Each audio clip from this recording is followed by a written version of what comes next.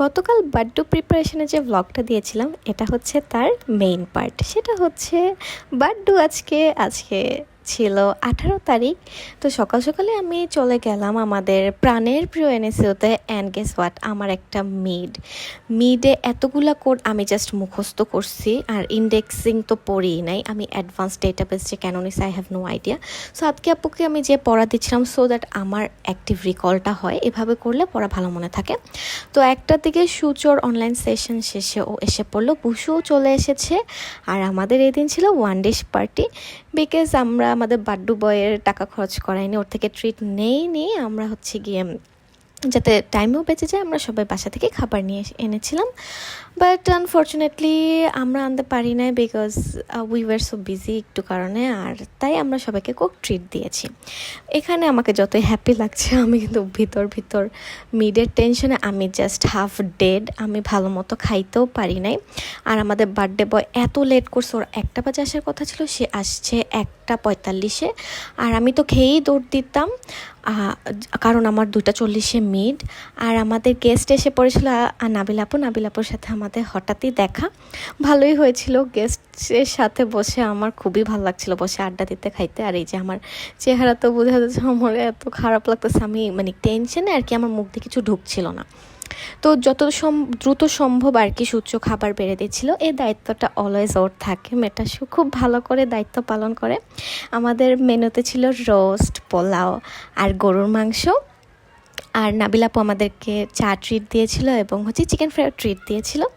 এই যে যত কিছুই হোক আমার হচ্ছে ম্যান্ডেটরি পোস্টটা থাকতেই হবে। এটা কিন্তু 2টা 8-এর দিকে আমি খাচ্ছিলাম আর বারে হচ্ছে ঘড়ি চেক করছিলাম। বাট কারণ হচ্ছে গিয়ে একটু আগে যাওয়া লাগবে, একটু আগে না গেলে হচ্ছে পিছনে সিট পাবো না, আর সামনে বসে মিট দিতে চাচ্ছিলাম না। যাই হোক, তো সবাই আলহামদুলিল্লাহ অনেক মজা করে খেয়েছি। রান্না তো অনেক মজা হয়েছিল, স্পেশালি রোস্ট অনেক বেশি মজা হয়েছে। তারপরে আমার মিটটা শেষ হয়ে গেল। কোয়েশ্চেন ওয়াজ ইজি অ্যান্ড বের হয়ে আলহামদুলিল্লাহ আমার মাথা থেকে অনেক বড় বোঝা গিয়েছে। সো প্ল্যান ছিল সবাই গ্যালারিতে আসবে আর আমরা কেক নিয়ে বসে থাকবো, যাতে প্রত্যেক কিছু না বোঝে। বাট এই ছেলে সবই বুঝা লাইছে। যাই হোক, তারপরে ওরাই প্ল্যান করছে যে তোমরা গ্যালারি থেকে কেক নিয়ে আসো, কারণ প্রত্যেককে গ্যালারিতে আনা যাচ্ছে না। সো যেইভাবে সেই কাজ, আমিও ওদেরকে ক্লাসে রিসিভ করতে গেলাম। আর বেয়াদবগুলো আমাকে রেখে অনেক মজা করে ফেলছে, অনেক আড্ডা দিয়ে ফেলছে 1.5 ঘন্টায়। যাই হোক, সবাইকে নিয়ে আমরা হচ্ছে গ্যালারিতে গেলাম কেক কাটার জন্য আর সুন্দর ছবি তুলবো। অনেক ছবি তুলছে, ছবিগুলো অনেক সুন্দর আসছে।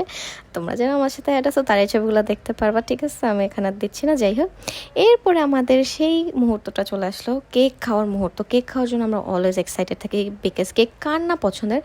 আর আপুর হাতের যত্নে মানে এত মজার একটা কেক বলার বাহিরে, খুবই ভালো লেগেছে আমাদের কেকটা। এরপর আমাদের চলে আসলো গিফট খোলার পালা। এইখানেও বেশ মজা হয়েছে। আর কেক খাওয়ার সময় তো প্রত্যয় যে জোকস মারা শুরু করেছে বলার বাইরে। সো ওকে আমরা একটা লুঙ্গি দিয়েছিলাম, ও বেসিক্যালি লুঙ্গি পরে না, আর এটা হচ্ছে ছিল স্পেশাল গিফট। আর এই গিফটটা অনেক বেশি স্পেশাল ছিল বিকজ আমরা 5 জন এখানে ছিলাম। আর হচ্ছে সূচর যে 100 টাকা নোটটা আর কি এমন ঢং করে করাইছিল, সেটা হচ্ছে সূচর স্যালারি থেকে। এটা প্রত্যেক অনেক আগে বলছিল যে দোস্ত তুই যখন পাবি আমাকে তখন কিন্তু 100 টাকা দিবি, এই জন্য ও যাতে খরচ করতে না পারে, বাধাই করে রাখতে পারে, এই জন্য সূচর দিয়েছিল আর কি 100 টাকাটা। আমার কাছে তো কেক বেশ মজা লেগেছে বলার বাহিরে। আর বাট ওদের হাসাহাসি জ্বালা আমি কিছু বলতেও পারছিলাম না, মানে কি জানি একটা জোক মারছে বুসু চালায়, মানে কিছু বলার নাই, ওরা এত হাসছিল। ছোটো একটা ফিট চেক ছিল, এটা ঈদের ড্রেস, ঈদে পরি নাই, এবার পরছি। আর বাসায় এসে তো আমাকে ভাত খেতেই হবে আর এটা দেখতে হবে। I was so excited. কিন্তু এরপর আমাকে ফাইনালের প্রিপারেশন নিতে হবে, কালকে আমার ফাইনাল। আচ্ছা, টাটা।